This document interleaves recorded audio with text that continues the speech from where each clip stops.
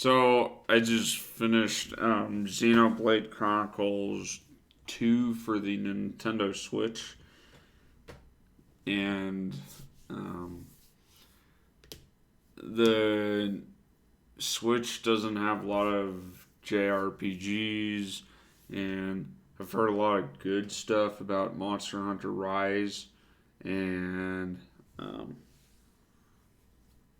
I'm already gonna buy Shin Megami Tensei Nocturne because you know Persona games and whatnot, but and apparently it won't sell that well anyway. So yeah, I've already made up my mind on that game, but on Monster Hunter Rise, the main reason I want to buy it is because you have a dog um, companion that fights by your side. I love dogs. Dogs are great. They make the world go round. They make me live for the next day. So I'm going to read 3 Monster Hunter Rise reviews to help me decide whether I should buy this game or not. A decent enough game in a long line of decent enough releases. To start with the good, the best way to do so is to compare it to its prequel world. The cutscenes can be skipped this time around. The only town is much easier to navigate than any of Monster Hunter Worlds. The maps are fantastic, still multi-layered but not confusing or overly lengthy. The switch skills, the good ones at least, are a great addition to spice up gameplay. Moving around the map with a wire bug adds a new and fun method of traversal. The NPCs actually have been named this time around. Fewer cutscenes in general. Finally, a much more manageable armor box. Now for the ugly.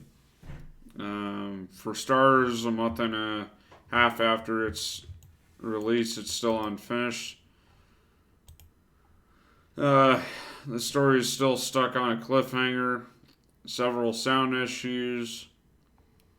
Many weapons have been made nearly useless through flat out nerfs or the switch skills replacing their singular use.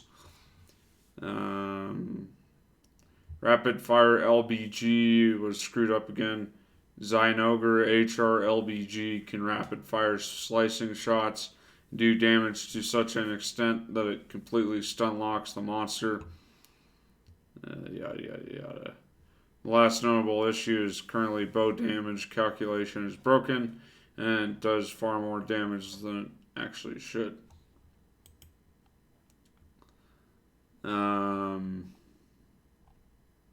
Okay, so just going to be upfront with this. I've never reviewed anything before. That said, I've been playing Monster Hunter since the PS2.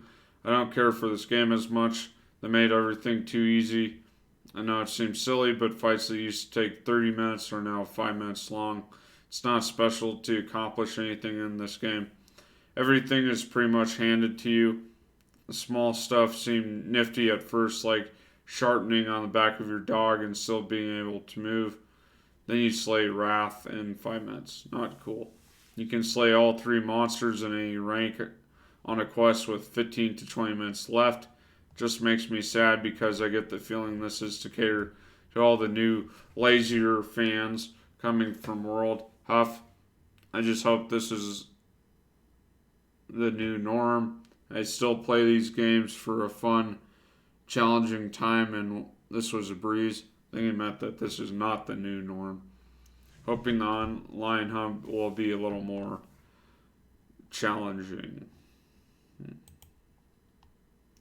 I love the quality of life changes and new features. The graphics are pretty good. The gameplay is better than ever. The wire bug and switch skills really add a new layer of depth to an already deep combat system. The palamute makes chasing after the monsters much more enjoyable. Yeah, I love games where you can fight alongside your dog. Yeah, I made a video on this. Battle soundtracks are a little underwhelming, lacking the percussion and overall atmosphere of Iceborne. The monster lineup is also a little lacking, considering it's brand new, but this will improve over time as updates are continuously added. One aspect I really didn't like is the rampage battles. They don't add anything outside there for the sake of the story. Monster Hunter games have never really been strong in the storyline department, but coming from Iceborne, Rise feels very bare bones. The village has a rampage going on, therefore go kill monsters. Overall, the person's gripes with the games won't affect the enjoyment they got from it. They look forward to it being fleshed out in future updates. If you're a fan of World, it's probably worth checking out Rise as well. So now a 1-star review. Because why not? Oh God. Okay, this guy sounds really upset. His name is Okay. If you like being bombarded with tedious, boring, confusing, and overwhelming text tutorial screens every 30 seconds, talking about systems that you're familiar with without prior experience with the M8 series, this game is for you. If you prefer the much smoother experience of being introduced to systems and mechanics incrementally throughout early game progression, like literally every other video game in history, this game is not for you. If you're new to the series, stay that way. Don't waste your time, buddy. Also, the combat mechanics are clunky and weighted. Imagine driving a boat or a whole station. And the gameplay is extremely repetitive and boring. Essentially a Chinese mobile MMO/ARPG.